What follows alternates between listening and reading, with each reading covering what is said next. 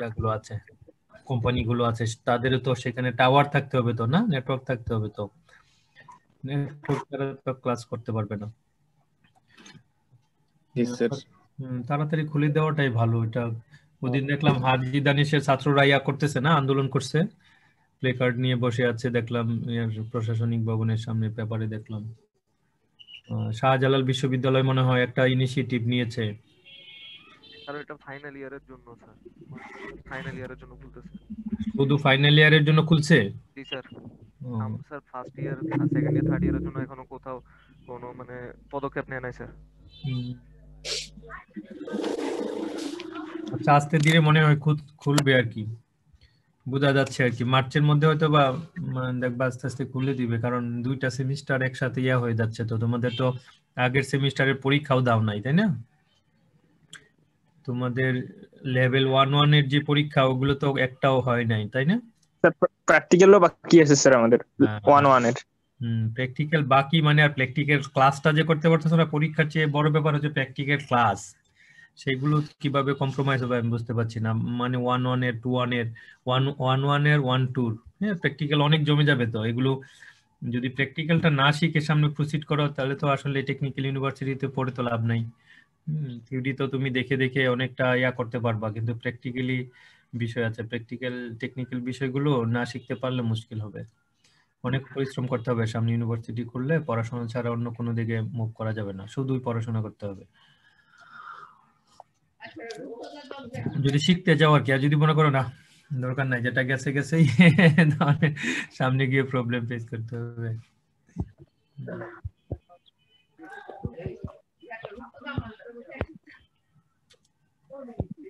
এখন কি ইয়ার ক্লাস ছিল? সাজিদুল আরিফিন পলাশ ভাইয়ের ক্লাস ছিল না ল্যাঙ্গুয়েজ? এই ক্লাসটা কি পলাশ ভাই কে নিত? এটা ল্যাঙ্গুয়েজ ডিপার্টমেন্টের? স্যার আমাদের কোনো ল্যাঙ্গুয়েজ ক্লাস স্যার এখনো আমাদের পর্যন্ত ল্যাঙ্গুয়েজ ক্লাস হয়নি। নিয়ে এখনো কিছু ঠিক হয় না স্যার। ও স্যার আচ্ছা। এখনো ক্লাস এটা হয় না। ও, আজকে যে শিডিউল ছিল এই ক্লাসটা কখনো হয়নি এই সেমিস্টারে? না স্যার। কেন নিচ্ছে না? তো আর কিছু, যতটা পারা যায় আমরা চাই লুটটা যেন কমে যায় অন্তত, তাই না?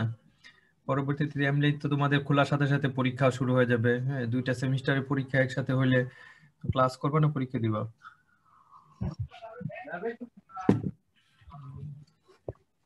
দেখে আমি জিজ্ঞেস করবো ল্যাঙ্গুয়েজের হেড, এখন তো হেড সাজিদুল আরিফিন পলাশ ভাই তো হেড। কি বলে ক্লাস না নেওয়ার কারণ কি? ওটা স্যার আমাদের অপশনাল স্যার। ও আচ্ছা আচ্ছা, অপশনাল করে ফেলছে এটা। জি স্যার, ওটা স্যার অন্য কোর্স, অন্যদের স্যার হচ্ছে ম্যান্ডেটরি, হয়তো এক্সেলেটর কি জানি একটা বই পড়ে, আর আমাদের এটা স্যার অপশনাল একদম। অপশনাল তো তোমাদের চয়েসের উপর ডিপেন্ড করে, তোমরা কি কি নিতে চাও, তাই না? জি স্যার, ওটা এখন স্যার তার উপরে স্যার, মানে পরবর্তীতে যদি না দেয় তো না দেবে, এখন সেটা স্যার দেখা যাক, নাও না আসতে পারে। আচ্ছা আচ্ছা আচ্ছা। ল্যাঙ্গুয়েজটাও একটু থাকা দরকার, বুঝছো না? এটা দরকার ছিল আর কি। ভালোই তো পড়া তারা, ইংলিশের বেসটা আরো আরেকটু স্ট্রং হয়, খুব ভালো হয়, দরকার আছে। স্যার ফিজিক্যাল ক্লাস হলে অন্য বিষয় ছিল, কিন্তু এখন এমনিতেই আমাদের উপর প্রেসার, দুইটা সেমিস্টার একসাথে, এই জন্য আমরা আরো ওইটা নিতে যাচ্ছি না এখন। তাই না?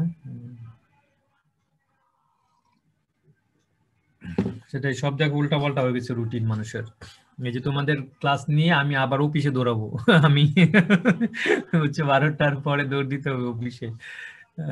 পিএইচডি ছাত্র ভর্তি হবে, ওর সাইন টাইন করতে হবে, উল্টা পাল্টা হয়ে যাচ্ছে। নালে কিন্তু আর ইউনিভার্সিটিতে যদি আমার যে অনলাইনে সুবিধা থাকতো ল্যাপটপে, আমি তো আমার ল্যাপটপে ওভাবে সেট আপ করে নিয়েছি আইডি টাইডি, বিডি রানের। ভার্সিটির আমার ডেস্কটপে ওটা নাই। হ্যাঁ, এটা সুবিধা, নাহলে আমি ক্যাম্পাসেই থাকতাম এতক্ষণ। 203 জন হয়েছে, তোমাদের 5 জন। দেখি আর আর তোমরা রিভিউ করতে থাকো ফার্স্ট টু লাস্ট পর্যন্ত, হ্যাঁ, র্যান্ডমলি প্রশ্ন জিজ্ঞেস করবো আমি, দেখো টেকনিক্যাল প্রশ্ন জিজ্ঞেস করতে পারি।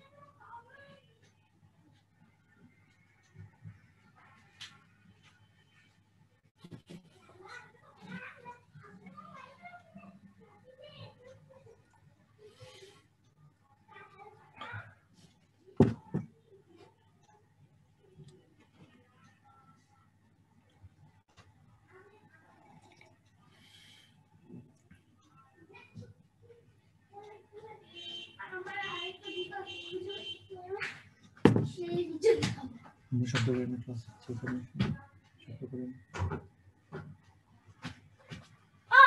তুমি আমার টান্ডার বের করছো এই যে নতুন একটা এটা আমারটা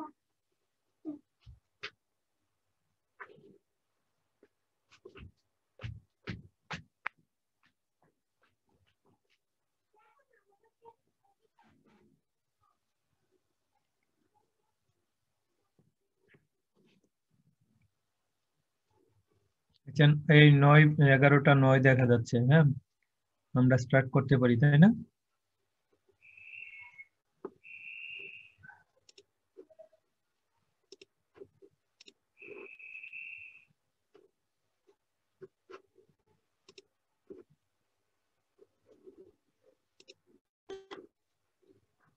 এই চ্যাপ্টার আউটলাইন গুলো দেখো।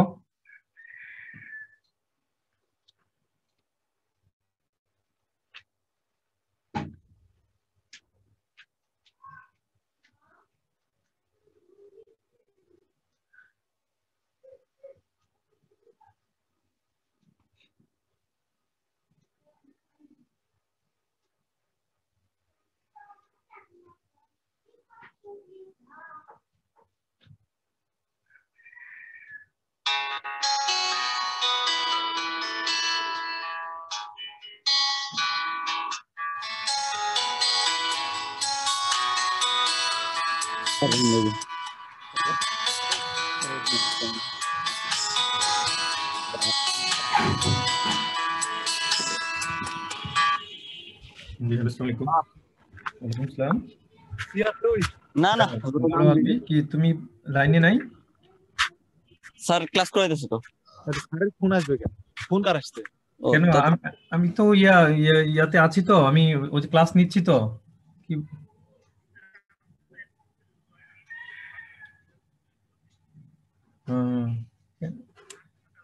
হ্যাঁ হ্যাঁ ক্লাস নিচ্ছি তো, হ্যাঁ এতে আছি।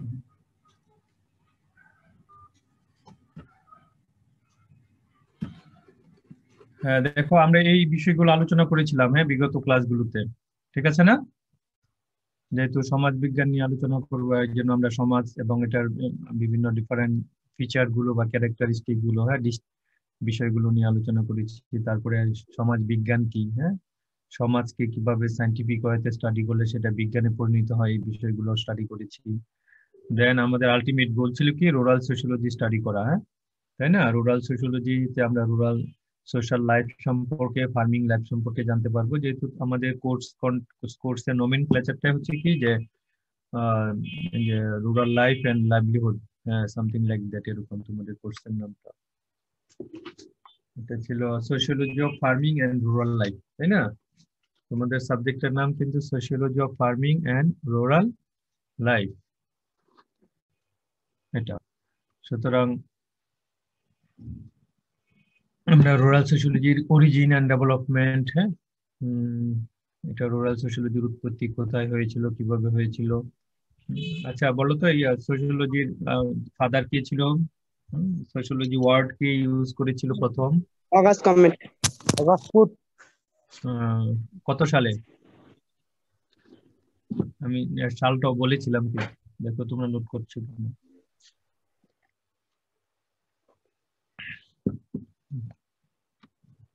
1839। আচ্ছা, উনি কোন দেশের লোক ছিল এটা একটু জানা দরকার। অগাস্ট কোন দেশের লোক ছিল? স্যার ফ্রেঞ্চ, ফরাসিয়ান। মাশাআল্লাহ, ভেরি গুড। আর অগাস্ট কোতের আগেও হ্যাঁ আরাবিয়ান একজন সমাজবিজ্ঞানী সোশ্যাল কালচার শব্দটা ব্যবহার করছিল, ওনার নামটা বলতে পারবা? Sir Ibn Khaldun. Very good, excellent. Ibn Khaldun, হ্যাঁ উনি কিন্তু সমাজ নিয়ে প্রথম চিন্তা করছে, সোশ্যাল কালচার নিয়ে প্রথম ওয়ার্ড ইউজ করেছেন। বাট শুধু সোশিয়োলজি শব্দটা এটা মানে সায়েন্টিস্টদের মধ্যে ব্যাপক সাড়া ফেলে দেয় আর কি। তারপরে অগাস্ট কোতের চিন্তা ভাবনাগুলো ছিল পজিটিভ ফিলোসফি, বই লিখেছিল, সমাজের বিবর্তনের 3 স্টেজ অফ ডেভেলপমেন্ট নামে বিভিন্ন বিষয় লিখেছিল। এগুলো অনেকটা ভালো স্বীকৃতি পেয়ে যায় ফ্রান্স, ইউরোপিয়ান কান্ট্রিতে। এই হিসাবে ওনাকে মানে ডিটেক্ট করা হয় সোশিওলজির ফাদার হিসাবে। এটা সোশিওলজির হিস্ট্রিতে অবশ্যই জানা প্রয়োজন। আর রুরাল সোশিওলজির অরিজিনের ক্ষেত্রে কোন কোন বিষয়টা সবচেয়ে বেশি করেছে, গুরুত্বপূর্ণ ভূমিকা পালন করেছে বলতো রুরাল সোশিওলজির উৎপত্তির ক্ষেত্রে?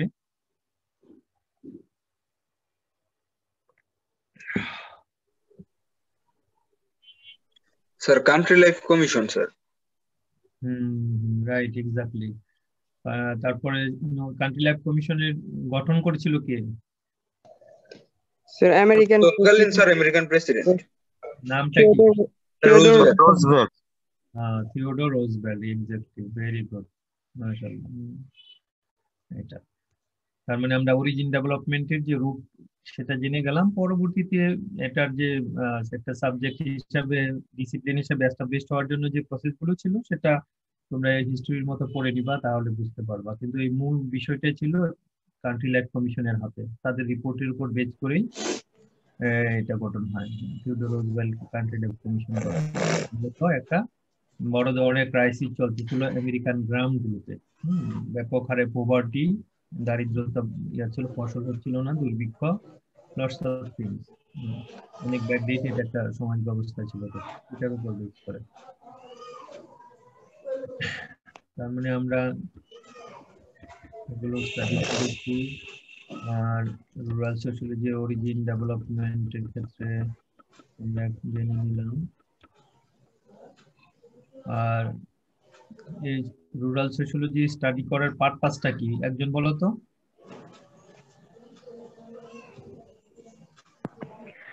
রুরাল সোসাইটি এবং এর বিভিন্ন দিক নিয়ে হচ্ছে সায়েন্টিফিক এবং সিস্টেমেটিক ভাবে পড়াশোনা করা।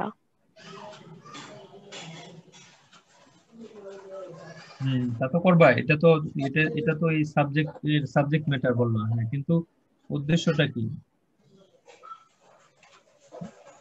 স্যার সমাজের উন্নয়নের জন্য আমরা নতুন ভাবে কিভাবে সমাজকে রিকনস্ট্রাক্ট করতে পারি, এটা হচ্ছে সোশিওলজি পড়ার মাধ্যমে বোঝা যায়।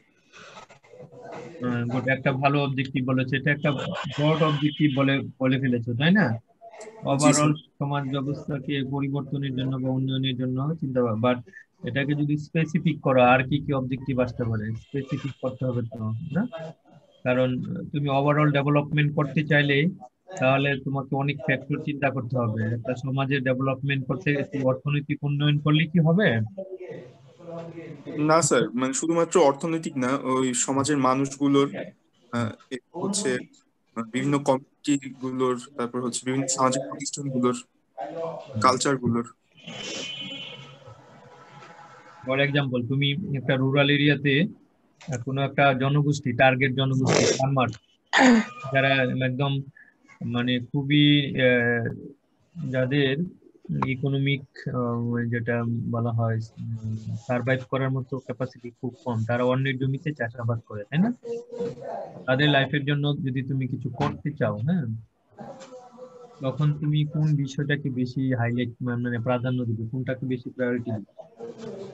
স্যার এইখানে তো স্যার মানে শিক্ষা বিষয়টা আনতে হবে, আবার স্যার ওই ইকোনমিক যে বিষয়টা, মানে তাদের জন্য বিভিন্ন লোনের ব্যবস্থা, সফট লোন, এগুলো তো করতে হবে স্যার। আচ্ছা, লোনও দিলা, আর হচ্ছে কি আরেকটা কি বললা? স্যার সফট লোন যেগুলো আছে, মানে ক্ষুদ্র ঋণ, মাইক্রো ক্রেডিট বা স্মল জি ক্রেডিট। স্যার, মাইক্রো ক্রেডিট, জি স্যার। আর হ্যাঁ, আচ্ছা, টাকা দিলা, তারপর মানে এটাকে একটা মডেল হিসেবে দাঁড় করো, টাকা দিলেই কি দায়িত্ব শেষ? না স্যার, মানে তারা এটা কিভাবে সুষ্ঠু ব্যবস্থাপনা করতে পারে, এটার জন্য তাদেরকে প্রয়োজনীয় নলেজও দিতে হবে। এটা কি কি হতে পারে? নলেজ দেওয়ার জন্য কি কি স্টেপ নিতে পারো? স্যার বিভিন্ন হস্তশিল্প বা বিভিন্ন ধরনের কার্যকরী বা কারিগরি শিক্ষা। তার ডিমান্ড ঋণ দেওয়ার মাধ্যমে তাদের টাকা সঞ্চয় করার মানে এবিলিটি নিজেদের মধ্যে আইডেন্টিফাই করতে হবে, তারপর সে অনুযায়ী তাকে দিতে হবে। রাইট, প্রবলেম আইডেন্টিফিকেশনের কথা কি বললা? আমি ফারজানা। এক্স্যাক্টলি। প্রথম তোমাকে একজন ফার্মার্সকে ট্রিটমেন্ট দিতে হলে, হ্যাঁ, বা তার পরিবর্তন মানে সাস্টেনেবল ডেভেলপমেন্ট বা তার উন্নয়নের জন্য কাজ করতে হলে প্রথমেই তার কাছ থেকে শুনতে হবে তার নিডসটা কি। হ্যাঁ, তার নিডসটা যখন জানবা তখন বিভিন্ন প্রবলেম বের হবে। হ্যাঁ, এই প্রবলেমটাকে হাইলাইট করে, হ্যাঁ, প্রবলেমটাকে একটা ফ্যাক্টর হিসাবে ধরে দেন তার উপর ফিজিবিলিটি স্টাডি করতে হবে। সে কি আসলে ক্রেডিট পাওয়ার যোগ্য কিনা, হ্যাঁ, সে কি ক্রেডিট নিয়ে খেয়ে ফেলবে কিনা, ক্রেডিট নেওয়ার পর তার যদি ছেলে মেয়েরা থাকে বা বড় ছেলে থাকে, যদি সেই ছেলে আবার এডিক্টেড হয়, হ্যাঁ, তাহলে লোন দিলে কি হবে, এটা আনপ্রোডাক্টিভ চলে যাবে। তারপরে হচ্ছে তুমি যে এলাকায় লোন দিলা তাদেরকে, সেখানে বিভিন্ন ব্রোকার মানে শ্রেণী গড়ে উঠছে, লোন নিয়ে তারা টাকা কি করে জানো, টাকা কি ইয়ে করে, টাকা নিয়ে বিজনেস করে, জুয়া খেলা শিখতো না, গ্রামে গ্রামে বিভিন্ন অঞ্চলে জুয়া খেলার আসে। প্লিজ সাউন্ড হচ্ছে কার এখানে? মারিয়া হাসান লিয়ানা, মিউট করে নাও। তারপরে এইসব ফ্যাক্টর গুলো কি করতে হবে, কনসিডারেশনে নিতে হবে যে একজন ফার্মার্সের লাইভলিহুডের চেঞ্জের জন্য তুমি যে ফ্যাক্টর গুলো প্রথমে ইয়া করবে, অ্যাকচুয়ালি তার প্রবলেমটা কি, তার এডুকেশনাল স্ট্যাটাস বা তার ফর্মাল এডুকেশন না থাকলেও সে কতটুকু জানে এগ্রিকালচার সম্পর্কে, বা হোয়াটএভার সে এগ্রিকালচার না জানুক, অন্য এগ্রিকালচারের সাথে বিজনেস করে, for example say small traders, agricultural product গুলো সে বিভিন্ন চ্যানেলের মাধ্যমে শহরে বা উপশহরে বা বিদেশেও সে এক্সপোর্ট করতে পারে, এক্সপোর্ট ওরিয়েন্টেড কোনো কোম্পানির সাথে এঙ্গেজ থাকতে পারে। হ্যাঁ, এগ্রিকালচার একটা বাস্ট ফ্যাক্টর, এখানে অনেক অনেক এজেন্ট জড়িত, স্টেক হোল্ডার জড়িত। হ্যাঁ, সেক্ষেত্রে তার একাডেমিক ব্যাকগ্রাউন্ড বা ইনফর্মাল এডুকেশন যেটাই বলি না কেন, ফর্মাল যেটাই বলি না কেন, এগুলোর সাথে তার যে পার্সোনাল এক্সপিরিয়েন্স আছে সেটা সম্পর্কটা কিরকম, এই বিষয়গুলো কনসিডারেশনে নিতে হবে। তারপরে আদৌ সে লোন পাওয়ার যোগ্য কিনা, আবার তারপর হচ্ছে লোনের ইন্টারেস্ট রেট কত, সেটার পেমেন্টের কন্ডিশন কি, মান্থলি নাকি ইয়ারলি নাকি উইকলি। হ্যাঁ, অনেক অনেক ব্যাপার থাকে স্মল ক্রেডিটের বা মাইক্রো ক্রেডিটের, এই বিষয়গুলো সে এফোর্ড করতে পারবে কিনা। তারপরে সে টাকাটার সিকিউরিটি কে দিবে, কারণ মনে করে যে ফার্মার্সের জন্য কাজ করছো তার তো নিজস্ব জমি নেই, সে যদি সামহাও কোনোভাবে ডিফল্টার হয় তাহলে এটার দায়িত্ব কে নিবে। লোনের ক্ষেত্রে বড় একটা বিষয়। সুতরাং লোন দরকার আছে একটা নির্দিষ্ট পর্যায়ে, বাট সবার জন্যই লোন না কিন্তু। সেই জন্য সেই বিষয়গুলো তোমাদের খেয়াল রাখতে হবে যখন তোমরা ফার্মার্সের জন্য কাজ করবে। সব ফার্মার্সকে কিন্তু লোন দেওয়া যাবে না। হ্যাঁ, কারণ এটা এখানে জামানতদার তৈরি করতে হবে, কে জামানত হিসাবে নিবে এটা, যে সে যদি লোন পে করতে না পারে, সামহাও সে মারাই গেল, তার উত্তরাধিকার যারা আছে পরবর্তীতে তারা যদি সে লোনটা পে করতে না চায়, এবং সেটা যদি প্রাইভেট কোনো ব্যাংক হয় তাহলে তো প্রশ্নই আসে না, হ্যাঁ, পাওয়াই যাবে না কোনোভাবে। গভর্নমেন্টের ব্যাংক হলে সেটাও পরিশোধ করতে হবে, মামলা হয়ে যাবে। অনেক রুলস আছে, বাংলাদেশ ব্যাংকের লোন পরিশোধ না করলে মামলা হয়ে যায়, এবং মামলাগুলো দেখা যায় যে যারা নিরীহ তাদের উপরে বেশি হয়, আর যারা দেশের টাকা বিদেশে পাচার করছে, হ্যাঁ, তাদের ক্ষেত্রে এগুলো ফ্লেক্সিবিলিটি আছে, হবে না এত সহজে। ইন্ডাস্ট্রির মালিক যারা আছে তাদের ক্ষেত্রে লোন পে না করলে এটা শুধু হিসাব বাড়তে থাকবে, বাট পে করলো বা না করলো এটা নিয়ে কোনো কনসার্ন নেই, কারণ এই বিষয়টা এখনো এত বেশি স্ট্রিক্টলি হ্যান্ডেল হয় না আমাদের এইসব দেশগুলোতে আর কি, যেগুলো মানে উঠতি অর্থনীতি যেখানে আছে। এগুলোতে এখনো ওই লেভেলে ইনস্টিটিউশন গুলো এতটা স্ট্রিক্ট না, ব্যাংকিং ইনস্টিটিউশন গুলো। হ্যাঁ, সেটা আমরা জানি, বাংলাদেশ ব্যাংকের দেখো টাকা লাপাত্তা হয়ে গেল, Sonali bank, Hallmark, lots of things, এগুলোকে অ্যাড্রেস করতে হবে। আর কৃষি ব্যাংক আসলে তোমরা যেহেতু এগ্রিকালচার ইউনিভার্সিটির স্টুডেন্ট, আর গ্রামের মানুষের ব্যাংকের অ্যাক্সেসটা হচ্ছে কৃষি, বাংলাদেশ কৃষি ব্যাংক, এটার পারপাজই কিন্তু ফার্মার্সদের ইয়া করা, পেট্রন করা, ফার্মার্সদের সুযোগ সুবিধা বুঝে তাদেরকে লোনের ব্যবস্থা করা, স্বল্প লোন হোক সেটা হোক, কম ইন্টারেস্টে কিছু লোন, যেমন এই যে করোনার কারণে গভর্নমেন্ট সাবসিডি দিয়েছে, প্রণোদনা যেটাকে বলা হয়, 4% ইন্টারেস্টে। এখন আমার প্রশ্ন হচ্ছে আসলে বাংলাদেশে কত পার্সেন্ট দরিদ্র কৃষক যারা করোনায় ক্ষতিগ্রস্ত হয়েছে, যারা ছোট ছোট ফার্ম গড়ে তুলেছিল, হ্যাঁ, মুরগির ফার্ম, তারপরে মাছের ফার্ম, বা এগ্রিকালচারাল, করোনার কারণে সেটা মার্কেটটা ফেল করেছে, প্রোডাকশনটা ফেল করেছে, প্রোডাকশন হলেও সেটা মার্কেটাইজড হয় নাই। মানুষ স্ট্যাগনেন্ট হয়ে গেছিল, ঘরে বসেছিল, হ্যাঁ, যে অর্থনৈতিক চাকাটা ঘুরতেছিল সেটা থমকে গিয়েছিল। সেই অবস্থায় গভর্নমেন্ট সাবসিডি দিয়েছে এইসব ফার্মারদের জন্য, বাট আলটিমেটলি তারা কতটা পেয়েছে সুবিধা, এটা আমাদের দেখার বিষয়, বা এটাও গবেষণার বিষয়। এখানে প্রাতিষ্ঠানিক যে প্রবলেম গুলো আছে এগুলো তোমাদেরকে অ্যাড্রেস করতে হবে অ্যাজ এ রুরাল সোশিওলজিস্ট বা অ্যাজ এ এগ্রিকালচারিস্ট হিসেবে।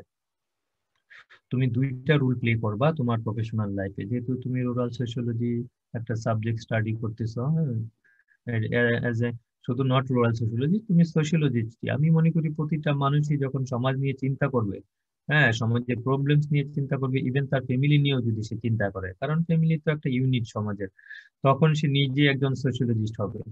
আমরা আমাদের প্রত্যেকের লাইফ নিয়ে চিন্তা করি না, যে আমার এই সামনে আমার লাইফে এই প্রবলেমটা হবে, এখন স্টাডি করতেছি, আমার স্টাডি শেষ হওয়ার পরে আমার চাকরি খুঁজতে হবে, আমার ফ্যামিলিকে সাপোর্ট দিতে হবে, তাহলে কোন স্ট্র্যাটেজিতে আমি আগাবো? আমি কি টেকনিক্যাল সাবজেক্টের পাশাপাশি বিসিএস এর জন্য, জেনারেল বিসিএস এর জন্য, ক্যাডারে ফাইট দেওয়ার জন্য আগে থেকে স্টাডি করব? এই বিষয়গুলো কিন্তু তোমাদের মধ্যে চলে আসে থার্ড ইয়ার ফোর্থ ইয়ার, যখন তোমাদের বড় ভাইয়েরা বড় আপুরা স্টাডি করে, হ্যাঁ, তোমরা ওই পরিবেশটা পেয়ে যাও হলে থাকার কারণে, বা সামহাও হলে না থাকলেও এডুকেশন সেক্টরে একটা ভালো পরিবেশ পাওয়ার কারণে মানুষ তাদের এইমটা সেট করে নেয়।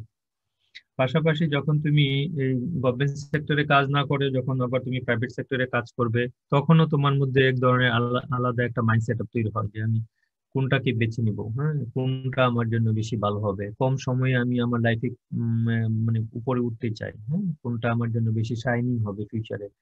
এই ডিসিশন গুলো প্রত্যেকটা মানুষই নেয়, যেহেতু সমাজ হচ্ছে মানুষ নিয়ে, সমাজের প্রথম বৈশিষ্ট্য হচ্ছে মানুষের পপুলেশন থাকবে। সুতরাং তুমি নিজেও নিজেকে একজন সোশ্যাল থিঙ্কার বা সোশিওলজিস্ট ভাবতে পারো, এবং বাবাটাই স্বাভাবিক আমি মনে করি, বাবা উচিত। তাহলে তোমাদের লাইফ গুলো সেভাবে তোমরা নিজেরা আরেকজনকে প্রেসক্রিপশন করতে পারবে, প্রেসক্রাইব করতে পারবে, দেন তুমি নিজেও নিজেকে প্রেসক্রাইব করতে পারবে, সাজেস্ট করতে পারবে, তোমার মনকে, হ্যাঁ, বোঝাইতে পারবে যে না, আমাদের দেশের ইকোনমিক কন্ডিশনে কনটেক্সটে আমরা যেই সোসাইটিতে বিলংস করি, যেই ফ্যামিলিতে বিলংস করি, আমাদের লাইফের পারপাস গুলো এইভাবে যাবে। হ্যাঁ, কারণ আমরা একদম টার্গেট সেট করে সামনের দিকে যেতে পারি না। আমাদের অনেকেরই উদ্দেশ্য ছিল ডাক্তার হবো, ইঞ্জিনিয়ার হবো, এই টাইপের, বাট আমরা এখন কৃষিবিদ হচ্ছি। তা কৃষিবিদ হওয়ার পরে আমাদের সামনে যে সময়গুলো আছে সেগুলোতে আমরা কিভাবে আমাদেরকে এস্টাবলিশ করবো, আমরা নিজেকে কিভাবে সেখানে ইনভেস্ট করব, আমাদের সময়, মেধা, শ্রম, যোগ্যতা সবকিছু মিলে, তখন তোমাদের মধ্যে অন্য ধরনের একটা ওরিয়েন্টেশন হবে, এবং সেই ওরিয়েন্টেশনই তোমাদেরকে নিয়ে যাবে সামনে। সেই কনটেক্সটে যখন তুমি প্রফেশনাল লাইফে যাবে, ফর এক্সাম্পল থানা কৃষি অফিসার হবে, হ্যাঁ, তখন তোমাকে তো বিভিন্ন ভিলেজ ভিজিট করতে হবে, এবং আলটিমেটলি তোমাদের পারপাসই থাকবে যে আমরা গ্রামের ফার্মার্সদের জীবন নিয়ে কাজ করব। হ্যাঁ, গ্রামের ল্যান্ডলর্ড যারা আছে তাদের পারপাসের চেয়ে তোমার কাছে হবে যে গ্রামের অনেক বড় ধনী একজন কৃষক আছে যে কিনা শহরে থাকে, কিন্তু তার জমিটা অন্য গরিব ফার্মার্সরা দেখাশোনা করে। কারণ ধনী যে কৃষক শহরে থাকে সে আর তখন কৃষক থাকে না, হ্যাঁ, সে শহরের সমাজ ব্যবস্থার একজন মানে মেম্বার হয়ে যায়, তার লাইফস্টাইল শহর কেন্দ্রিক হয়ে যায়, কিন্তু গ্রামে তার ধান চাল বা যে সবজি টবজি এগুলো সাপ্লাই চলে আসে গ্রাম থেকে, আর অন্য সব লিভিং অফ স্ট্যান্ডার্ড যেগুলো সবগুলো সেই শহরের সুযোগ সুবিধায় বসবাস করে, এবং সবাই শহরেই থাকে। এই পরিবেশগুলো কিন্তু গ্রামে আছে। আলটিমেটলি গ্রামে যে ফার্মার্সরা, ক্ষুদ্র কৃষকরা তার জমিতে কাজ করছে, তাদের প্রবলেম গুলো আইডেন্টিফাই করা, তাদের নিডস কি, তাদের চাহিদাগুলো কি কি অ্যাকচুয়ালি, সেগুলো তোমাকে অ্যাড্রেস করতে হবে, অ্যাড্রেস করে তাকে প্রেসক্রাইব করতে হবে।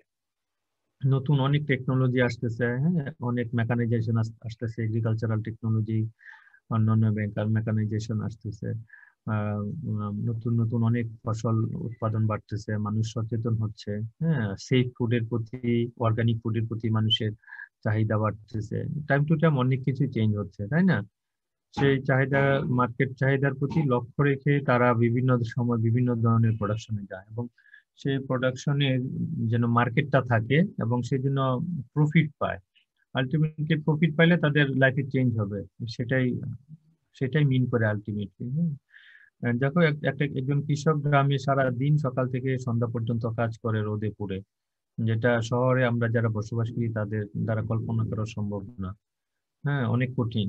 যদিও আমরা শহরে থেকে, এক সময় আমি যখন গ্রামে ছিলাম, আমি স্কুলে পড়ছি যখন, তখন আমি মাটিতে কি কাজ করেছি, হ্যাঁ, নিজেদের জমিতে কাজ করেছি, এক্সপিরিয়েন্স আছে, এটা যে কত কষ্টের নিয়ে, তবে এক তৃপ্তিও আছে নিজের জমিতে কাজ করে ফসল ফলানো, হ্যাঁ, ধান কাটা, মরিচ করা, হ্যাঁ, আলু করা, ওগুলো হারভেস্ট করা, অনেক ইন্টারেস্টিং, হ্যাঁ, গম করা, যেগুলো স্কুল লাইফে করেছি, এনজয় করেছি এগ্রিকালচারটাকে, এখন এগ্রিকালচারকে ভালোবাসি।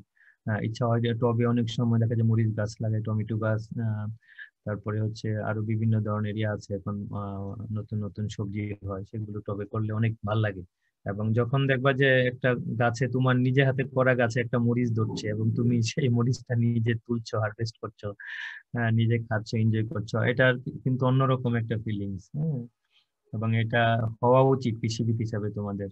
সুতরাং জমি যেখানে পতিত আছে সেখানে অনেক সময় তোমরা সাজেস্ট করতে পারো, অনেকে যে জমিটা এভাবে ছাদ, অনেকেই ছাদ পড়ে থাকে, ছাদে এসে প্রোডাক্ট করতে পারে, আলটিমেটলি খাওয়া হলে দেশের জন্য ভালো, তোমার আমাদের চাহিদাটা পূরণ হলো, সেটা কোনো না কোনো ভাবে দেশের অর্থনীতিতে ক্ষুদ্র একটা অংশ হলে কন্ট্রিবিউট রাখে। এইভাবে আমাদের প্রফেশনটাকে মানে চিন্তা করতে হবে, আমাদের এগ্রিকালচারাল লাইফটাকে, এগ্রিকালচারিস্ট হিসাবে আমাদেরকে এইভাবে চিন্তা করতে হবে প্রত্যেকটা ক্ষেত্রেই। আমরা এই সাবজেক্ট ম্যাটার গুলো স্টাডি করেছিলাম, এটা এক একটা সাবজেক্ট ম্যাটার নিয়ে মানে এক একটা সেমিস্টার শেষ করে দেওয়া যাবে, হ্যাঁ, তবু এটা সিলেবাস শেষ হবে না এটা এত ভাস্ট সাবজেক্ট, কিন্তু যদি পরীক্ষায় তোমাদের চলে আসে প্রত্যেকটা বিষয়কে নিয়ে কিন্তু কিছু না কিছু লিখতে হবে, প্রতিটা বিষয় কিন্তু লিখতে হবে। বাংলাদেশের কনটেক্সটেই কিন্তু আমাদেরকে স্টাডিটা করতে হবে অ্যাকচুয়ালি, হ্যাঁ, তুমি যে একজন এগ্রিকালচারিস্ট, হ্যাঁ, এগ্রিকালচারিস্ট হিসেবে তুমি আমাদের গ্রামীণ জনগোষ্ঠীকে বা গ্রামীণ লাইফকে তুমি কিভাবে দেখতে চাও, তোমার নিজের মনের ভিতর কিন্তু একটা ছবি অঙ্কন করতে হবে নিজেকে, যে আমি গ্রামের জনগোষ্ঠীকে এইভাবে দেখতে চাই, গ্রামের লাইফকে এইভাবে, লাইফ তো সবকিছু নিয়ে, গ্রামের কালচার লাইফে আমাদের গ্রামীণ জীবনযাত্রাকে আমি এইভাবে দেখতে চাই, এই বিষয়টা খুবই ইম্পর্টেন্ট। এটা তোমার মনের মধ্যে সাজাতে হবে, একদম ক্রোনোলজিক্যাল একটা থিঙ্কিং দাঁড় করতে হবে, গ্রামের একটা ছবি আঁকতে হবে, একটা মডেল গ্রাম কিভাবে তোমরা এস্টাবলিশ করতে পারো সেইটা চিন্তা করতে হবে। যদি আমাদের মানে ফিজিক্যালি ক্লাস করার সুযোগ থাকতো তাহলে আমি তোমাদেরকে যে প্র্যাকটিক্যালের মতো গ্রুপ করে এই কাজগুলো করাই নিতাম, বুঝছো, তোমরা গ্রুপে দেখতে যে 5-6-10 জন একসাথে বসে যদি আলোচনা করতে, এক একজনের মাথা থেকে একটা করে ইনপুট বের হতো, তখন 10টা ইনপুট নিয়ে তোমরা নতুন করে একটা সুন্দর আইডিয়া বের করতে পারতা, যেটা আমার একার পক্ষে সম্ভব না, হ্যাঁ, একজনের দ্বারা সম্ভব না। এইভাবে স্টাডি করলে সেগুলো বেশি ফ্রুটফুল হতো। কিন্তু আমাদের দেখো করোনার কারণে আমরা এই সুযোগ সুবিধা থেকে বঞ্চিত হচ্ছি।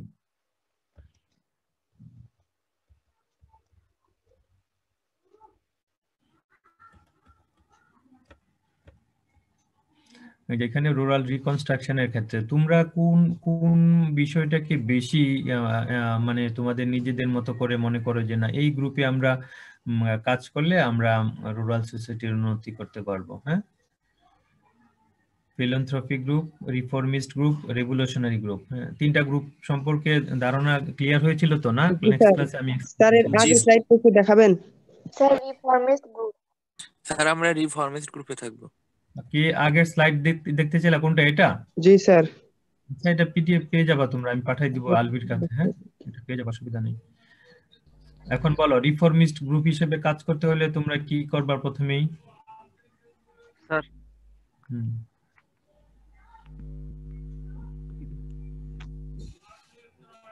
বলো, রিফর্মিস্ট গ্রুপের রেসপন্সিবিলিটি কি হবে, কিভাবে প্রসিড করবা? স্যার একজন বলো, হ্যাঁ, একজন।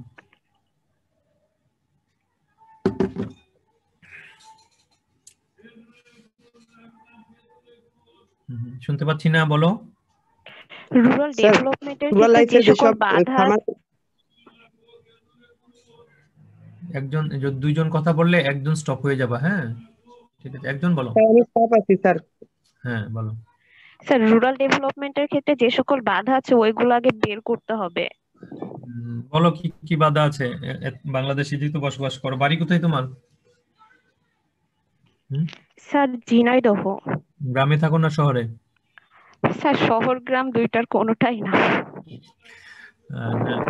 গ্রামে তো নিশ্চয়ই যাও, আত্মীয় স্বজনের বাড়ি আছে না আমাদের? স্যার ঈদেতে যাওয়া হয়।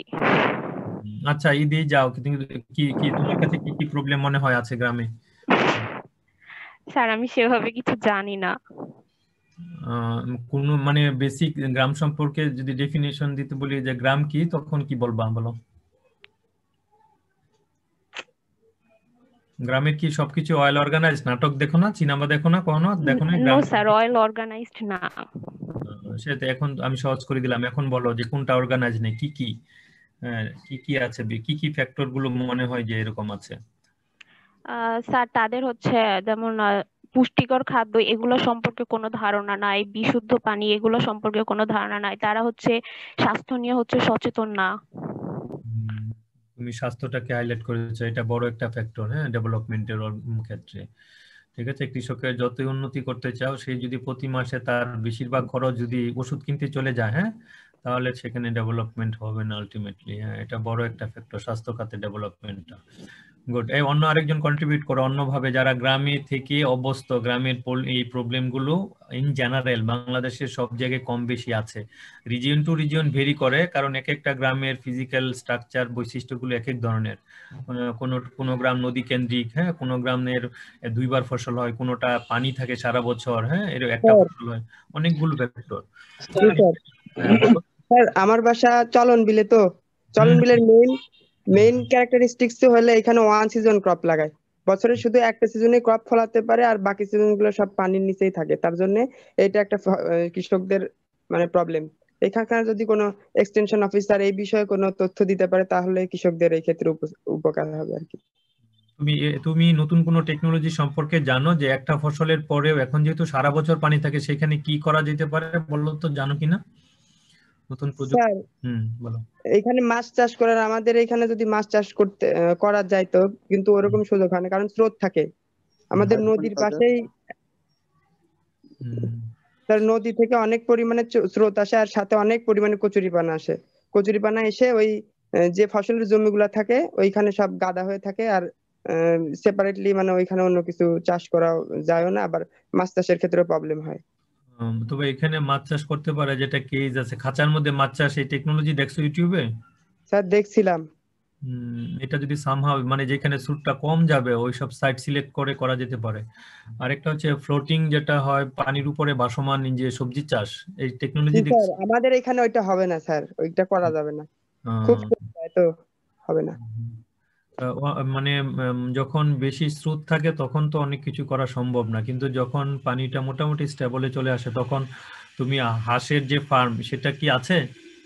হাঁসের ফার্ম কিছু লোকের আছে, এটা বাস্টলি করতে পারে। এটা আরো যারা লোকাল যে এগ্রিকালচারাল অফিসাররা কাজ করতেছে বা কৃষি কর্মকর্তা যারা কাজ করতেছে, তাই না, তারা ভালো বুঝতে পারবে। হ্যাঁ, তারা ভালো বুঝতে পারবে, ওইটার ফিজিবিলিটি স্টাডি করতে পারে, এইভাবে তারা প্রজেক্ট সাবমিট করতে পারে, ফার্মারদের ট্রেনিং করতে পারে। হ্যাঁ, কিভাবে ফ্লোটিং বিভিন্ন সবজি চাষ করা যেতে পারে, বা মাছ মানে খাঁচার মধ্যে মাছ চাষ যেটা, হ্যাঁ, এটাও করতে পারে, ওয়াইডলি পরিসরে করতে পারে। ফার্মারদের একসাথে অর্গানাইজ করে ট্রেন আপ করে। বছরের 6 মাসের একটা সময়, হ্যাঁ, যখন বেশি স্রোত তখন না, তখন চলে গেলে 6 মাসেও তো মাছ অনেক বড় হয়ে যায়। এই বিষয়গুলো করতে পারে। এগুলো ডিপেন্ড করে তোমার ওইখানের লোকাল এনভায়রনমেন্টের উপর, ফিজিক্যাল এনভায়রনমেন্ট, হ্যাঁ, এগুলোর উপর। ভালোই। চলন বিলের আমরা সবাই শুনতে পেলাম চলন বিলের সিচুয়েশনটা। হ্যাঁ, হাওড় এরিয়ার কি আছো? কিশোরগঞ্জের হাওড় এরিয়া, নেত্রকোনার হাওড়, এইসব রিজিয়নের, বা নদী কেন্দ্রিক, নদীর উপর বেস করে মানুষের জীবনযাত্রার পানির সোর্স, লটস অফ থিংস, গ্রামের নদীর উপর বেস করে হয়, ওভাবে অনেক মানুষের জীবনযাত্রার পরিবর্তন হয়, অনেক কিছু হয়। তোমরা শেয়ার করো এক এক বিভিন্ন বাংলাদেশের বিভিন্ন এলাকার যে গ্রামীণ চিত্রটা, হ্যাঁ, সেগুলো শেয়ার করো, তাহলে এটা ইন জেনারেল সবারই কাজে লাগবে। স্যার আমি ঠাকুরগাঁও থেকে বলতেছিলাম। আচ্ছা, বলো, একজন মেয়ে বলতেছিল, হ্যাঁ বলো। জি স্যার, স্যার বাংলাদেশের জমিগুলোতে যেটা সমস্যা, যে অনেকগুলো আইল থাকে, তো বাংলাদেশের ল্যান্ডগুলো মেকানাইজড করা যাচ্ছে না এই কারণে। তো যদি হচ্ছে কৃষকদেরকে আমরা একটা সমবায় সমিতির আন্ডারে নিয়ে আসতে পারি, তাহলে হচ্ছে তাদের জমির পার্সেন্টেজ অনুযায়ী তাদেরকে হচ্ছে আমরা লেবার, তারপর এর ক্রপ প্রোডাকশনের ফলাফলটা দিব, দেন পুরোটাই হচ্ছে একটা ল্যান্ড করে ওখানে হচ্ছে মেকানাইজ করতে পারবো, তাহলে হচ্ছে এটা অনেক ইজি হয় না? এইসব পলিসি করে আছে কিন্তু ইমপ্লিমেন্টেশন নাই। আমাদের সমবায় যে অধিদপ্তর আছে তাদের দ্বারা এগুলো আইন করা আছে। বাংলাদেশের কৃষকের মানে সমবায়ের মানে মেম্বার হয়ে তারা তাদের জমির আইলগুলো তুলে দিবে, তারপর সেখানে মেকানাইজড হইতে সবার একটা মনে করো পাওয়ার টিলার বা ইয়া থাকবে, সেটা চাষাবাদ করবে যার যার জমির রেশিও অনুযায়ী সেখানে ইয়া করবে। এতে করে কিন্তু কস্ট অফ প্রোডাকশন কমে যায় অনেক। কিন্তু বাংলাদেশের কৃষকরা যে এইগুলা বুঝে না। আর সমবায়ে আমাদের দেশের সমবায়গুলোতে অনেক করাপশন ঢুকে গেছে বুঝছো। যারা এটা দায়িত্ব নিবে গভর্নমেন্টের প্রতিষ্ঠান বুঝছো, এই জন্য সরকারি প্রতিষ্ঠানগুলোতে এটা যদি প্রাইভেটাইজেশনে চলে যেত যে এভাবে কোনো প্রাইভেট সেক্টরকে, তাহলে হয়তো এতটা করাপ্টেড হতো না আর কি। অনেক সেক্টর গুলোতেই করাপ্টেড আমাদের। এইটা আবার পলিটিক্যাল দিকও চিন্তা করতে হবে স্যার। যদি আইল তুলে দেওয়া যায় স্যার, তাহলে একজনের সাথে আর একজনের ওই জায়গা নিয়ে তো ইয়ে লাগবে না। ওটা তোমার ম্যাপে জায়গা কোনটা কার জায়গা এটা তো থাকবেই, অসুবিধা নেই। সব ল্যান্ড তো সমতল না বাংলাদেশের। যেখানে সমতল সেখানে অনেক ল্যান্ড আছে একেবারে সমতল, মানে চোখ দিয়ে তাকালে মনে হচ্ছে সবই একই লেভেলের। ওগুলো ব্যাপার না যদি কোঅপারেশনটা হচ্ছে না তো। তারপরে ফিউচার জেনারেশনের কথা চিন্তা করে মানে কৃষকরা ট্রাস্ট করতে পারছে না জমিটা। যদি এভাবে গেলে প্রাতিষ্ঠানিক ওয়েতে যেতে হবে, ঠিক আছে। সেখানে মানে ক্ষুদ্র ক্ষুদ্র কৃষক যারা আছে তারা মানে ট্রাস্টে যেতে চায় না, সামহাও তাদের ক্ষুদ্র জায়গায় ধনী কৃষকের সাথে মার্জ করে দিবে। পরবর্তীতে যদি কোনো প্রবলেম হয়, এখানে অনেক পলিসি নেওয়ার দরকার আছে। আর এখানে তাদের নিয়ে ট্রেনিং এর ব্যাপার আছে বুঝছো। তাদের ট্রেন আপ করা, তাদেরকে বুঝানো ব্যাপারটা যে ইকোনমিক ডেভেলপমেন্ট বলতে অ্যাকচুয়ালি কি। হ্যাঁ, শুধু যে প্রোডাকশন না, এখানে যে প্রফিট একটা বড় বিষয়। হ্যাঁ, এই বিষয়টা বুঝাইতে হবে। এটা তোমাদের রুলসে এটা অবশ্যই থাকবে। হ্যাঁ, তোমরা যখন কাজ করবে তখন এটা রিকমেন্ড হিসাবে দিতে পারবা। ওকে, হ্যাঁ নেক্সট কি বলো। স্যার ট্রান্সপোর্টেশন একটা বড় সমস্যা, যেখানে অনেক সময় মানে উৎপাদন ভোক্তা পর্যন্ত পৌঁছায় না, নষ্ট হয়ে যায় অনেক। বলো তো এটা কিভাবে করা যায়, দূর করা যায়? মাঝখানে যদি একটা মধ্যস্থ শ্রেণী তৈরি করা যায়, ধরেন গ্রাম থেকে সব ফসল একসাথে কিনে নিয়ে বড় বড় শহরে বিক্রি করে দেওয়া যায় যদি মানে শপিং মলে বা এই টাইপের, তাহলে প্রফিটটা বেশি পাওয়া সম্ভব, খাবার নষ্ট হয় না। বা ডাইরেক্ট কোনো মানে বড় কোনো ফ্যাক্টরি বা ফার্মের সাথে যদি কন্ট্যাক্ট করা থাকে। অলরেডি মাঝখানে তো মিডলম্যান আছে, এটাও না কৃষক থেকে কৃষক বিক্রি করে 10 টাকা, এটা টাকা তোমরা যে শপিং মল থেকে কিনো 100 টাকায়, মাঝখানে 90 টাকা কারা নেয়?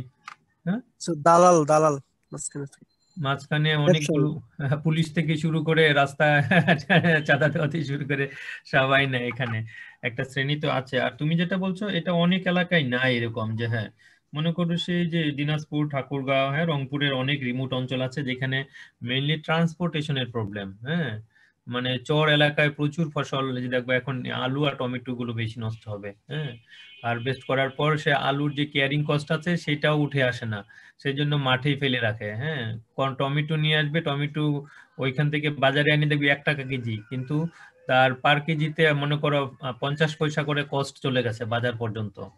হ্যাঁ, তাহলে কি হবে? কারণ ওই মেইনলি হচ্ছে তোমার রুরাল যে ট্রান্সপোর্টেশন, হ্যাঁ, যে রাস্তাঘাট আগে ঠিক করতে হবে। হ্যাঁ, ইনফ্রাস্ট্রাকচারাল ডেভেলপমেন্ট খুবই ইম্পর্টেন্ট। এগ্রিকালচারাল ডেভেলপমেন্টের পূর্ব শর্ত হচ্ছে রুরাল ইনফ্রাস্ট্রাকচার ডেভেলপমেন্ট। অবকাঠামো উন্নয়ন না হলে সেটা হবে না। দেখো যমুনা ব্রিজ হওয়ার কারণে কিন্তু প্রচুর একটা চেঞ্জ হয়েছে। একদম রাতেই সবজি লুট করে দিচ্ছে, সকালবেলা ঢাকা কারণ বাজার পৌঁছে যাচ্ছে। হ্যাঁ, এতে অনেক পরিবর্তন হয়েছে। কিন্তু একদম রুট থেকে এনে একদম গ্রামের মানে তিস্তার বা পদ্মার চরের কথাই বলো, হ্যাঁ, যে অঞ্চলগুলোতে যেটা হচ্ছে সেটা ট্রান্সপোর্টের জন্য সেখানে একদম ভালো অবকাঠামো নির্মাণ দরকার। হ্যাঁ, যে আমাদের বন্যা দেখো না 4 বার হয়ে গেল, রাস্তাঘাট করা হয়, সেটা বাংলাদেশের মাটির কন্ডিশনও ভালো না। এটা একটা বড় প্রবলেম গ্রামের এগ্রিকালচারাল ডেভেলপমেন্টের ক্ষেত্রে। ওয়ান অফ দা মানে ভাইটাল ফ্যাক্টর হচ্ছে যে rural route and transport problem. হ্যাঁ, এটা হাইলাইট করতে হবে। বলো আর তারপরেও আরো কিছু এখানে তোমরা যেভাবে দেখতে চাও যে ফসল নষ্ট হবে না, সেই জন্য কোন ধরনের টেকনোলজি অ্যাডাপশনের ব্যাপার চিন্তা করছো কিনা বলো তো। স্যার আমি বলতাম যে স্যার হচ্ছে আমাদের কৃষকদের স্যার আমরা এখন হচ্ছে প্রযুক্তির সাথে সেই হিসাবে স্যার এখনো মেলবন্ধন করতে পারি নাই। যেমন স্যার আমাদের এদিকে এবার হচ্ছে স্যার বন্যা হয়েছে, বন্যা হওয়ার পরে স্যার ফসলের প্রত্যেকের ক্ষতি হয়েছে। এক্ষেত্রে স্যার এক্সটেনশন অফিসার বা হচ্ছে যে যারা মানে স্থানীয় পর্যায়ে যারা মানে কৃষির সাথে স্যার কৃষি কর্মকর্তা তারাও স্যার প্রয়োজনীয় দিক নির্দেশনা মনে হয় দেয় নাই। মানে স্যার বিঘা প্রতি যেখানে এর আগে আসতো 20 থেকে 23 মণ সেখানে আসছে 11-12 মণ এমন। কি ধানটা লাগানো হচ্ছে আমনে, এরকম হচ্ছে আমন? হ্যাঁ মানে স্যার এই যে বর্তমান যে ধান তো হচ্ছে হইলো আর কিছু না। এটা আমন কেন হইলো? এটা কি বীজ ভালো ছিল না? মানে স্যার বন্যা হয়েছে, বন্যা হওয়ার পরে স্যার একটু ডুবে ছিল ধানগুলো। না হয় না, সেটা তো অলরেডি একটা ক্ষতি হয়ে গেছে, সেজন্যই ফলনটা কমে গিয়েছে আলটিমেটলি, বুঝছো? একটা ধান গাছ থেকে অনেকগুলো ধান গাছ হয়, হ্যাঁ, একটা চারা থেকে অনেকগুলো চারা হয় না? বন্যার কারণে হয়তো বা সামহাও আগেই কিন্তু রুটগুলো নষ্ট হয়ে গেছে, সেই কারণে হয়ে গেছে এটা। তাছাড়া স্যার আমাদের কৃষকরা হচ্ছে ওই যে ধরেন কোনো যদি ফসলের রোগ হইলো তাহলে সেটা স্যার পার্শ্ববর্তী যে কৃষক আছে তাদের কাছে হেল্প নিয়ে স্যার সবকিছু মোকাবিলা করে। সেটা কিন্তু স্যার এখানে যদি স্যার এক্সটেনশন অফিসার যদি স্যার এখানে যদি তাদের প্রয়োজনীয় দিক নির্দেশনা দিত তাহলে কি অনেকটা ভালো হতো না? সেটাই, তোমরাই তো এক্সটেনশন অফিসার ফিউচারের, এই জন্য আমি সাবজেক্টটা পড়াচ্ছি। তোমরা এগুলো অ্যাড্রেস করতে হবে, মনে রাখতে হবে আর কি। নিজের দায়িত্বের জায়গায় থেকে কাজ করতে হবে। আর তোমরা আরেকটা বিষয় মানে ভুলে যাচ্ছ, ওই যে ফসল নষ্ট হয়ে যায় টাইমলি, যেই কথাটা বলছো সেটা খুব ইম্পর্টেন্ট। ওইখানে তোমরা পলিসি দিতে পারো যে রুরাল বেসড তোমার মানে সেন্টার, যেটা কুল সেন্টার যেটা তৈরি হবে, হ্যাঁ, প্রিজার্ভেশন সেন্টার তৈরি করতে হবে। যেমন আলু প্রিজার্ভ করে রাখে না, হ্যাঁ, কুল হাউজে, হ্যাঁ, তারপরে টমেটো, এগুলো উন্নত মানের টেকনোলজি দিয়ে, হ্যাঁ, প্রিজারভেটিভ না দিয়ে কিভাবে প্রিজার্ভ করা যায়, হ্যাঁ, টেম্পারেচারকে কন্ট্রোল করে, হ্যাঁ, সেভাবে আলু, টমেটো আর অন্যান্য যে ফসলগুলো আছে যেগুলো নষ্ট হবে না সারা বছর, যেমন ফুলকপি, বাঁধাকপি, এগুলো একটা নির্দিষ্ট টেম্পারেচারে কিন্তু ভালো থাকে। এই ধরনের পলিসি দিতে হবে, এটা একটা বড় বিষয়। রাস্তাঘাট নির্মাণের বিষয়টা আসবে, তারপরে আরেকজন বললা যে ট্রান্সপোর্টেশনের ব্যাপারটা, তারপরে এই যে প্রিজার্ভেশনের সিস্টেম ডেভেলপ করা, হ্যাঁ, এটা খুব ইম্পর্টেন্ট। হ্যাঁ, আরো প্রবলেম বের করো, আর কি কি আছে এগ্রিকালচার রিলেটেড প্রবলেম গুলো।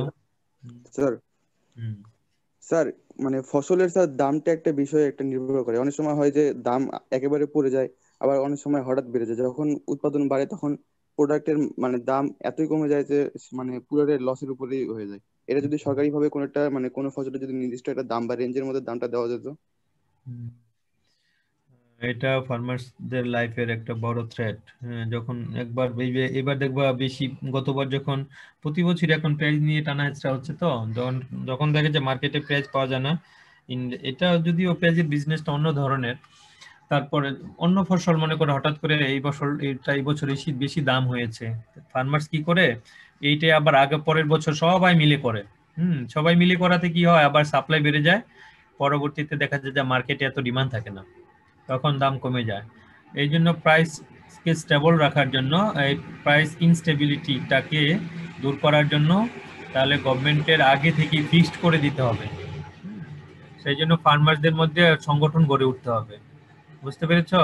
নিম্ন মানে দেখো গার্মেন্টসে চাকরি করে মানে মানে এত এডুকেটেডও না, কোনোভাবে চাকরি করে, ওদের মধ্যে সংগঠন আছে। আমাদের দেশে কৃষকদের সংগঠন কয়েকটা নাম বলো তো, কয়টা কৃষক সংগঠন আছে আমাদের? কৃষকরা অর্গানাইজড না হইলে কিন্তু কোনোভাবেই মানে তাদের অবস্থার পরিবর্তন করা যাবে না, তাদের দাবিটা তাদের কাছ থেকে আসতে হবে। গভর্নমেন্ট কৃষি লীগ তো আছে স্যার। হ্যাঁ, কৃষি কি আছে? বাংলাদেশ কৃষক লীগ। পলিটিক্যাল না, আমি জেনারেল সকলের জন্য সেটা বলতেছি। সাকাওয়াত ভাই, আমি ক্লাস নিচ্ছি, তো শেষ হয়ে যাবে আর 10 মিনিট পর। হ্যাঁ, তাই না? ঠিক আছে, ওকে, আচ্ছা, বেশি। হ্যাঁ, ইন জেনারেল বুঝছো, কৃষকদের সংগঠন, ওই যে কোঅপারেটিভ সংগঠনটা হচ্ছে মেইন, যেখানে কন্ডিশন গুলো দেওয়া থাকবে যে এই অত্র এলাকার যে প্রোডাক্ট যেগুলো হবে, হ্যাঁ, উৎপাদন হবে, এগুলো এই প্রোডাক্ট গুলো এত দামের নিচে কোনোভাবে কোনো কৃষক বিক্রি করবে না, ঠিক আছে না? তাহলেই তো দেখবা যে তাদের মধ্যে একটা বিপ্লব চলে আসবে। হ্যাঁ, এইভাবে মডেল ফলো করলে দেখবো সারা দেশে ছড়িয়ে যাবে। এভাবে ফার্মারদের এগিয়ে আসতে হবে।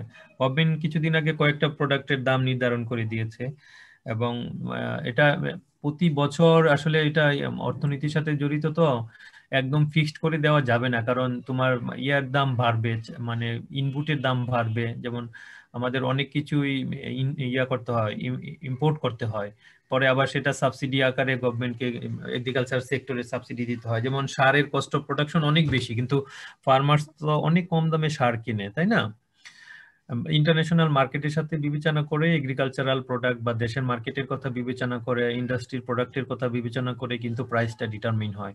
সেই ক্ষেত্রে একদম ফিক্সড করে ফেলবে এটা না, বাট এটা রিজনেবল একটা প্রাইস থাকবে, এ ধরনের পলিসি আইন করে এস্টাবলিশ করতে হবে। হ্যাঁ, আর প্রতি বছর একটা প্রোডাক্টের দাম একই ধরনের থাকবে, এটাও ইয়া করা যাবে না। এতে করে ফার্মার্সরা অনেক সময় যখন দেখবা যে প্রোডাক্টের চাহিদা অনেক মার্কেটে বেশি, তখনও ফার্মার্সরা যদি কম দামে বিক্রি করে প্রাইসটা ফিক্সড হয়ে যাওয়াতে, তাহলে আলটিমেটলি ফার্মার্সরা ইয়া হবে। হ্যাঁ, কিন্তু যে কস্ট অফ প্রোডাকশনের উপর বেস করে একটা স্ট্যান্ডার্ড প্রাইস দেওয়াই থাকতে হবে, যে এইটার নিচে না, মিনিমাম একটা প্রাইস দেওয়া থাকতে হবে, ঠিক আছে? তাহলে ফার্মার্সরা কিন্তু ডেভেলপ হবে। এই বিষয়গুলো কিন্তু তোমাদেরকে অ্যাড্রেস করতে হবে যারা এগ্রিকালচারাল এক্সটেনশনে কাজ করবা। হ্যাঁ, কৃষি অফিসার, এক্সটেনশন অফিসার, হ্যাঁ, এই বিষয়গুলো এগুলো কিন্তু তোমরা কোনো বই নোটে পাবে না, এগুলো কিন্তু নিজের মতো করে লিখতে হবে। হ্যাঁ, এটা আমাদের নিজস্ব যে বোথ হয়ে আন্ডারস্ট্যান্ডিং আলোচনার মাধ্যমে এই পয়েন্ট আউট গুলো হয়েছে। হ্যাঁ, অন্যান্য আরো প্রবলেম বের করো তো দেখি, আর 5 মিনিট। স্যার এগ্রিকালচারাল এক্সটেনশনের তো স্যার সবকিছু তো দিলে হবে না স্যার, কৃষকদের তো সচেতন হইতে হবে।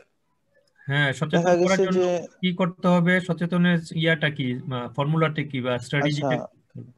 কৃষকদের বিষয়টা, কৃষকদেরকে একটা আমি প্রশিক্ষণ দিলাম, কিন্তু দেখা গেল যে ওই লোকালিটির কৃষক মানে সে যেভাবে চাষ করতে সে একইভাবে চাষ করতেছে, সে যে নতুন প্রসিডিউরটা সেটা গ্রহণ করতেছে না, কিন্তু তাকে প্রশিক্ষণ ঠিকই দেওয়া হচ্ছে, তখন তো স্যার এক্সটেনশন কিছু করতে হবে, মনিটরিং করতে হবে না, যে আপনি তাহলে টাইম ইনভেস্ট করলেন, আমরা সময় ইনভেস্ট করলাম, গভর্নমেন্ট ইনভেস্ট করলো ট্রেনিং এ এখানে, তাই না? তারপরে আপনি কিভাবে চাষাবাদ করতেছেন, এটার জন্য মনিটরিং জবাবদিহিতা থাকতে হবে।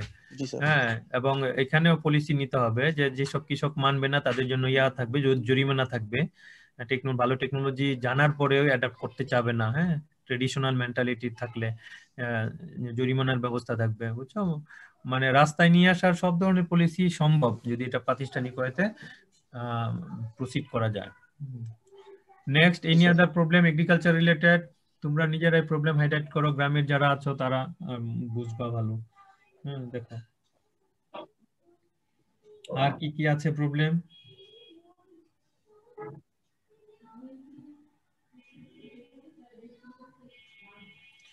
তোমরা অনলাইন থেকে, হ্যাঁ বলো।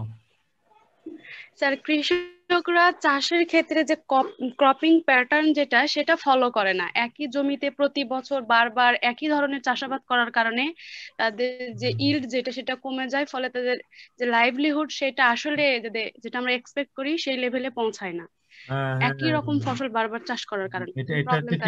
এটা মোর টেকনিক্যাল, বুঝছো? এটা মোর টেকনিক্যাল মানে আমাদের দেশে এই ট্রেন্ডটা আছে যে একই জমিতে বারবার ধান করতেছে, হ্যাঁ, একই জমিতে পাট, একই জমিতে আলু। এটা হচ্ছে ফসল পরবর্তীতে জমির যে মাটির যে উর্বরতা শক্তিটা আছে, হ্যাঁ, পাওয়ারটা, হ্যাঁ, পরে সয়েলটা ইরিগেশন হয়ে যায়। হ্যাঁ, এটা একটা বড় প্রবলেম। এই জন্য একই জমিতে পরপর 3টা ফসল বা 2টা ফসল করতে হয় না, এটা রোটেট করতে হয়। হ্যাঁ স্যার, আমাদের দেশের আরেকটা প্রবলেম হলো যে প্লাউ প্যান, এটা আমরা অ্যাগ্রোনমিতে পড়ছি, প্লাউ প্যান সৃষ্টি হয় একটা নির্দিষ্ট ডেপথে, কিন্তু ওই প্লাউ প্যানটা রিমুভ করার ব্যবস্থা উন্নত দেশগুলো আছে, কিন্তু আমাদের দেশে এই এখন পর্যন্ত চালু হয়নি।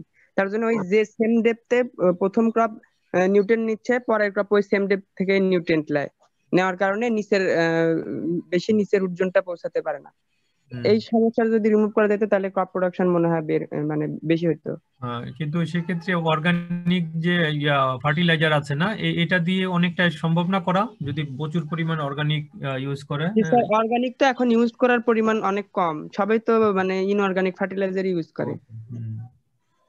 এটা একটা পলিসিতে আসবে যে অর্গানিক বেশি করে, যেটা ফসল ফলানোর পরে যে বাই প্রোডাক্টটা থাকে, তাই না, সেটা কিন্তু জমিতে পুঁতে ফেলে রাখতে হবে। হ্যাঁ, এরকম ভাবে, বা একটা সিজন 3 মাসের জন্য মানে পজ দিল, এই সিজনে কোনো ফসল করা হলো না, হ্যাঁ, প্রচুর পরিমাণ লতা পাতা মানে অন্যান্য যে প্রাকৃতিক জিনিসগুলো আছে এগুলো দিয়ে সেটাকে উর্বর করার চেষ্টা করা হলো, এতেও কিছুটা পাওয়া যেতে পারে। হ্যাঁ, তোমরা আরো ভালো বুঝবা যেহেতু তোমরা সায়েন্সের, হ্যাঁ, আমরা যেহেতু সোশ্যাল আমরা স্যার সোয়েল ল্যাব করতে পারি না, মানে স্যার সোয়েল মাটিটা পরীক্ষা করার জন্য একটা কৃষক একটা মাটি চাষ করলো, চাষ করার পরে হচ্ছে আছে না এতে মানে আমার মনে হয় তো এটা থানা লেভেল পর্যন্ত আছে, বাট এটা ইউনিয়ন লেভেল পর্যন্ত হওয়া উচিত। হ্যাঁ, সয়েল ডায়াগনোস করে কোন জমিতে কোন ফসল ফলতে পারে, সয়েল ফার্টিলিটির কোয়ালিটিটা কি, হ্যাঁ, মাটি পরীক্ষা তো আছেই প্রত্যেক মৃত্তিকা বিজ্ঞান গবেষণা যেটা আছে এটা করে, হ্যাঁ, বা এটা কি থানা পর্যায়ে অফিস আছে ওই যে মৃত্তিকা গবেষণা, মানে এটা জেলায় ময়মনসিংহ ডিস্ট্রিক্টে ইয়াতে আছে আমি দেখেছি মাঝখানে, কিন্তু থানা লেভেল পর্যন্ত থাকার কথা। স্যার থিওরিক্যালি আছে বাট প্র্যাকটিক্যালি হয় না। সেই জন্য কি করতে হবে সেটার জন্য তোমরা যেহেতু রিফর্মিস্ট গ্রুপ কাজ করবা, তাই না, সেই জন্য তোমাদেরকে এটার প্রতি অ্যাড্রেস করতে হবে, কাজ করতে হবে। অনেক অনেক হ্যাঁ স্যার হচ্ছে স্যার টেলিভিশনে শুনলাম স্যার নওগাঁর হচ্ছে অনেক কৃষক হচ্ছে ধানের জমিতে আমন সিজনে ধানের জমিতে হচ্ছে ইঁদুরের কারণে অনেক ক্ষতি হয়েছে স্যার, তাদের প্রোডাকশনটা অনেক ক্ষতিগ্রস্ত হয়েছে। তো স্যার দেখলাম যে হচ্ছে কৃষি অফিসাররা তো এর কোনো পদক্ষেপ নেননি, কিছু বলেননি এই বিষয়ে, শুনলাম টেলিভিশনে স্যার। নিজেদেরকে ব্লেম দিচ্ছ, ঠিক আছে না, নিজেদেরকে ব্লেম দিচ্ছ। ভালো আয়নায় নিজের চেহারাটাও আমরা দেখতে পাচ্ছি এখন, তাই না, আমরা কি করি আসলে মাঠে গিয়ে, গভর্নমেন্ট আমাদের স্যালারি দিচ্ছে, আমাদের দায়িত্ব কম, তাই না, এখানে অবশ্যই বড় ভূমিকা রাখতে হবে ইঁদুর দূর করার জন্য। এটার জন্য টেকনিক্যাল অনেক বিষয় আছে না, সেগুলোর মাধ্যমে শুধু ইঁদুর কেন মানে আমাদের ইনসেকটিসাইড, পেস্টিসাইড এগুলো যেহেতু ইউজ করতেছি, আর আলটিমেটলি যখন প্রোডাক্ট মানে তোমার প্রোডাক্টটা হারভেস্ট করার সময় তখন যদি এত বড় লুজার হয়, হ্যাঁ, এটা বড় ধরনের ফার্মারদের জন্য লাইফের জন্য থ্রেট। এটার জন্য পলিসি নিয়ম কানুন বা এটাকে কিভাবে সমস্যা যেহেতু আছে সমাধান তো অবশ্যই আছে, হ্যাঁ, সমস্যা সমাধান বের করা যাবে, বের করতে হবে। দায়িত্বটা কার অ্যাকচুয়ালি, হ্যাঁ, সেখানে সবারই দায়িত্ব আছে, ফার্মার্স প্লাস এক্সটেনশন অফিসার, হ্যাঁ, সবার মিলে, সেই জন্য হচ্ছে সংগঠনের প্রশ্ন চলে আসে, অর্গানাইজেশনের। আর অর্গানাইজেশনকে সাপোর্ট করবে ইনস্টিটিউশন গুলো, রুলস রেগুলেশন গুলো থাকবে, আইন করতে হবে লোকাল লেভেলে, যেসব অঞ্চলে, সব অঞ্চলে এই ধরনের একই প্রবলেম না, অনেক অঞ্চলে অঞ্চল ভেদে প্রবলেম গুলো যেহেতু বেরিয়ে করে, সেখানে ওই বিষয়গুলো হাইলাইট করতে হবে। এটা একদম কমন একটা প্রবলেম, তুমি ইঁদুরের প্রবলেম যেটা বলছো, শুধু ধানের ক্ষেত্রে না, অন্যান্য ফসলের ক্ষেত্রেও প্রচুর ইঁদুরের অনেক আক্রমণ। অন্যান্য সবজি কেটে নিয়ে যায়, হ্যাঁ, অনেক অনেক সবজি নষ্ট করে ইঁদুরে, সিম থেকে লাউ থেকে। এই স্লাইডের স্লাইড একটু দেখাবেন? হ্যাঁ, এই স্লাইডের পরের স্লাইডটা একটু দেখা লাগতো। এগুলো গত ক্লাসে পড়াই দিয়েছি। হ্যাঁ স্যার এগুলা পড়াইছেন, কিন্তু হিস্টোরি রিলেটেড একটা স্লাইড ছিল, ওইটা স্লাইডটার নাম আমার যদি মনে নেই, ওই স্লাইডে একটু সমস্যা ছিল। কোনো সমস্যা নাই, স্লাইড পেয়ে যাবা, হ্যাঁ, আমি মিল করে দিব। এগুলো যে তোমাদের সাথে যে কথাগুলো বললাম এখানে মোটামুটি এখানে কিছু কিছু আছে, বাট বেশিরভাগ কথাবার্তা তোমাদের সাথে আলোচনায় চলে আসছে আর কি। হ্যাঁ, এগ্রিকালচারকে একটা বড় একটা সেক্টর হিসেবে ধরে এই প্রবলেম গুলো কিভাবে সলভ করা যায় সেগুলো তোমরা লিখবা, মানে হিউজ পরিমাণ মানে তথ্য দিয়ে লিখতে হবে, এবং মানে লজিক্যাল তথ্য দিতে হবে যে এটার পিছনে এই কারণটা আছে, এই ফ্যাক্টরটা আছে, এই রেজাল্টটা এটার সাথে জড়িত। এটা তোমাদের অ্যাসাইনমেন্ট প্লাস এই চ্যাপ্টারের মানে কোর একটা মানে বিষয়, টোটাল চ্যাপ্টারটা যে পড়াইলাম এটার একটা ভাইটাল প্রশ্নই হচ্ছে এটা, যে তুমি একজন এগ্রিকালচারিস্ট হিসাবে এগ্রিকালচার সেক্টরটাকে কোন জায়গায় দেখতে চাও, হ্যাঁ, কোন জায়গায় দেখতে চাও, তখন তুমি নিজেই প্রবলেমগুলো আইডেন্টিফাই করবা, এই প্রবলেমগুলো আছে, এই প্রবলেমগুলোকে এভাবে ওভারকাম করা যেতে পারে, এই পলিসি আসতে পারে, এই ফার্মারদের লাইফটা এভাবে চেঞ্জ করা যেতে পারে, বুঝতে পেরেছো? এইভাবে লিখতে হবে, এটা ক্রিয়েটিভ কোশ্চেন। হ্যাঁ, এক্স্যাক্টলি তোমাদের ওরকম ভাবে লেখা থাকবে না, কোনো শিটেও পাবা না, কোনো কিছুতেও পাবা না। হ্যাঁ, এটা টাইম টু টাইম যেহেতু এক একটা গভর্নমেন্টের সময় এক এক ধরনের পলিসি হয়, এক এক ধরনের নিয়ম কানুন তৈরি হয়, হ্যাঁ, বিভিন্ন ধরনের প্রজেক্ট আছে, বিভিন্ন ফ্যাক্টর জড়িত থাকে, সুতরাং তোমাদেরকে জেনারেলাইজ করে লিখতে হবে বাংলাদেশের এগ্রিকালচার পলিসি কেন চেঞ্জ হচ্ছে, কেন মানে স্যার বাংলাদেশের প্রসপেক্টে আমার যেসব কিছু মানে উঠে আসে বা যে বাধার সম্মুখীন হয় সবকিছু আমরা স্যার তুলে ধরবো এইভাবে নিজের মতো করে, তাই না? Right right right, exactly exactly. Okay sir. সবকিছু মিলে। হ্যাঁ, কিন্তু একজনের সাথে আরেকজনের কপি হওয়া যাবে না, এরকম নিজের মতো করে লিখবা সবাই। যখনই দেখবো কপি পেস্ট হয়ে গেছে, একজনের সাথে আরেকজন মিলতেছে, নাম্বার কিন্তু কমে যাবে। স্যার বুঝছো? যেহেতু অ্যাসাইনমেন্ট রিলেটেড প্রশ্ন। দুইজনের নাম্বারই তো কমে যাবে না? অবশ্যই দুইজনের নাম্বার কমে যাবে। এই জন্য এই জায়গাটায় নিজেরা নিজেদের নিজস্বতা দিয়ে লেখার চেষ্টা করবে। নোট করো একসাথে, সমস্যা নাই, কিন্তু লেখার সময় একদম হুবহু কপি পেস্ট হবে কেন? যদি একটা বিষয় সম্পর্কে তোমার আইডিয়া ক্লিয়ার হয়, তুমি নিজের মতো করে অবশ্যই সাজায় লিখতে পারো। তোমরা গ্রুপ করে নোট করতে পারো, অসুবিধা নেই, কিন্তু পরীক্ষার খাতায় একদম প্রথম লাইন, লাস্টের লাইন, মাঝখানের লাইন সব এক হবে কেন? হ্যাঁ, এটা হওয়া যাবে না। বুঝতে পারছো নিশ্চয়ই না কি বলতে চাইছি? জি স্যার। আচ্ছা ঠিক আছে, আমার একটু তাড়া আছে, আমি অফিসে যাচ্ছি। হ্যাঁ, ভালো থাকো। হ্যাঁ, নেক্সট ক্লাস সোমবারে হবে ইনশাআল্লাহ, টাইমলি। ওকে, হ্যাঁ, থ্যাংক ইউ। আসসালামু আলাইকুম স্যার। ওয়ালাইকুম আসসালাম। আসসালামু আলাইকুম। যেখানে পড়ছে রে ওইখানে থাকতে